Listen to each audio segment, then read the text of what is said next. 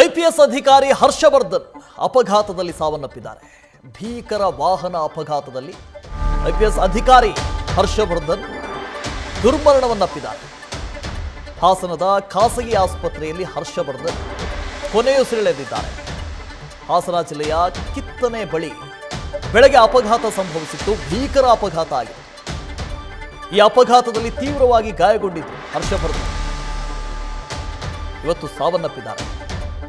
IPS ಅಧಿಕಾರಿ ಹರ್ಷವರ್ಧನ್ ಅಪಘಾತದಲ್ಲಿ ಸಾವನ್ನಪ್ಪಿರೋದು ಬೆಳಗ್ಗೆ ನಡೆದಿದ್ದಂಥ ಭೀಕರ ಅಪಘಾತ.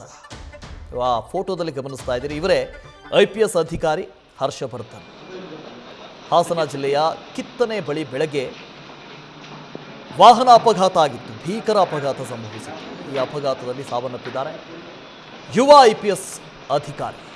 ಹಾಸನದಲ್ಲಿ ಪ್ರೊಬೇಷನರಿ ಐಪಿಎಸ್ ಅಧಿಕಾರಿಯಾಗಿ ನೇಮಕಗೊಂಡಿದ್ರು. ಮೈಸೂರಿನಲ್ಲಿ ಐಜಿ ಭೇಟಿಯಾಗಿ ಹಾಸನಕ್ಕೆ ವಾಪಸ್ ಬರ್ತಾ ಇದ್ರು. ಹಾಸನಕ್ಕೆ ವರದಿ ಮಾಡಿಕೊಳ್ಳೋದಕ್ಕೆ ಅಂತೇಳಿ, ರಿಪೋರ್ಟ್ ಮಾಡಿಕೊಳ್ಳೋದಕ್ಕೆ ಅಂತೇಳಿ ಬರ್ತಾ ಇದ್ರು. ಆ ಸಂದರ್ಭದಲ್ಲಿ ಅಪಘಾತ ಸಂಭವಿಸಿದೆ. ಆ ಅಪಘಾತದ ದೃಶ್ಯಗಳನ್ನು ಕೂಡ ನೀವು ಗಮನಿಸ್ತಾ ಇದ್ದೀರಿ. ನೋಡಿ, ಆ ವಾಹನ ಸಂಪೂರ್ಣವಾಗಿ ನಜ್ಜುಗುಜ್ಜಾಗಿದೆ.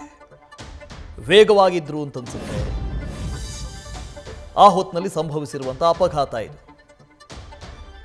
ಮೈಸೂರಿನಿಂದ ರಿಪೋರ್ಟ್ ಮಾಡಿಕೊಳ್ಳೋದಕ್ಕೆ ವಾಪಸ್ ಹಾಸನಕ್ಕೆ ಬರ್ತಾ ಇದ್ರು. ಆ ಹೊತ್ತಿನಲ್ಲಿ ಈ ಅಪಘಾತ ಸಂಭವಿಸಿದೆ. ಅಪಘಾತದಲ್ಲಿ ತೀವ್ರವಾಗಿ ಗಾಯಗೊಂಡಿದ್ರು. ಹಾಸನದ ಖಾಸಗಿ ಆಸ್ಪತ್ರೆಗೆ ತಕ್ಷಣಕ್ಕೆ ಅವರನ್ನು ದಾಖಲು ಮಾಡಲಾಯಿತು, ಚಿಕಿತ್ಸೆ ಕೊಡಿಸಲಾಯಿತು. ಆದರೂ ಕೂಡ ಚಿಕಿತ್ಸೆ ಫಲಕಾರಿ ಆಗದೆ ಯಂಗ್ ಆಫೀಸರ್ ಐಪಿಎಸ್ ಅಧಿಕಾರಿ ಸಾವನ್ನಪ್ಪಿದ್ದಾರೆ.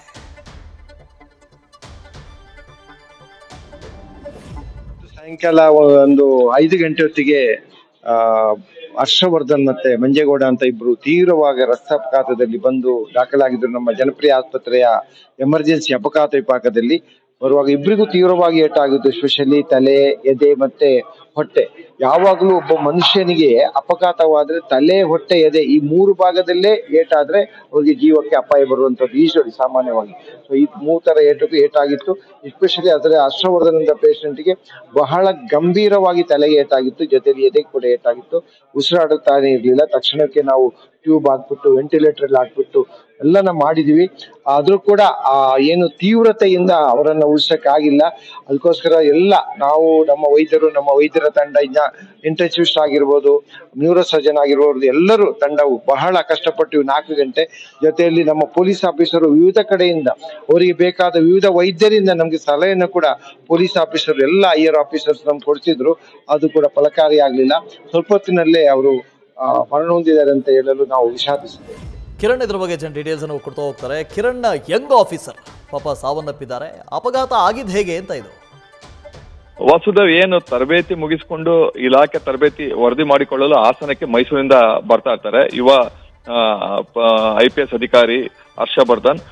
ಬರ್ಬೇಕಾದ್ರೆ ಏನು ಹಾಸನ ತಾಲೂಕು ಕಿತ್ತಾನೆ ಗಡಿ ಬಳಿ ಬರ್ತಾ ಇರ್ಬೇಕಾದ್ರೆ ಏನು ಜೀಪ್ ಪಲ್ಟಿ ಆಗುತ್ತೆ. 3 ಪಲ್ಟಿ ಆದ ಪರಿಣಾಮ ಅವರಿಗೆ ಏನು ಪ್ರೊಬೇಷನರಿ ಐಪಿಎಸ್ ಅಧಿಕಾರಿ ಆದಂತ ಹರ್ಷವರ್ಧನ್ಗೆ ಎದೆ ಮತ್ತು ತಲೆ ಭಾಗಕ್ಕೆ ಗಂಭೀರವಾದ ಗಾಯ ಕೂಡ ಆಗುತ್ತೆ. ಮತ್ತೆ ಪಕ್ಕದಲ್ಲಿದ್ದಂತ ಡ್ರೈವರ್ಗೂ ಕೂಡ ಬೆನ್ನು ಮೂಳೆಗೆ ಮತ್ತೆ ಹೊಟ್ಟೆ ಭಾಗಕ್ಕೆ ಗಂಭೀರ ಗಾಯ ಆಗುತ್ತೆ. ಕೂಡಲೇ ಸ್ಥಳೀಯರು ಅಲ್ಲಿಂದ ಏನು ಆಸ್ಪತ್ರೆಗೆ, ಖಾಸಗಿ ಹಾಸ್ಪಿಟಲ್ಗೆ ರವಾನೆ ಮಾಡ್ತಾರೆ, ಶಿಫ್ಟ್ ಮಾಡ್ತಾರೆ.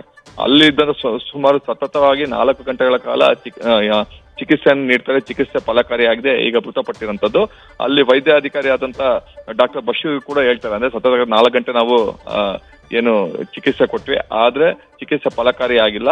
ಕಾರಣ ತಲೆ ಮತ್ತೆ ಎದೆ ಭಾಗಕ್ಕೆ ಗಂಭೀರವಾದ ಗಾಯ ಆಗಿತ್ತು. ಮತ್ತೆ ತಲೆಯಿಂದ ತೀವ್ರ ರಕ್ತಸ್ರಾವವಾದ ಕಾರಣ ಈ ಯುವ ಏನು ಐಪಿಎಸ್ ಅಧಿಕಾರಿ ಮೃತಪಟ್ಟಿರೋದಂಥದ್ದು ಅಂತ ತಮ್ಮ ವಿಷಾದವನ್ನು ವ್ಯಕ್ತಪಡಿಸ್ತಾರಂಥದ್ದು ವಾಸುದೇವ್. ಇದಲ್ಲದೆ ಇವರು ಮೂಲತಃ ಇವರು ಬಿಹಾರ್ನವರು. ನ್ಯೂಸ್ ಫಸ್ಟ್, ನಿರ್ಭೀತಿಯಿಂದ ನಿಮ್ಮ ಪರವಾಗಿ.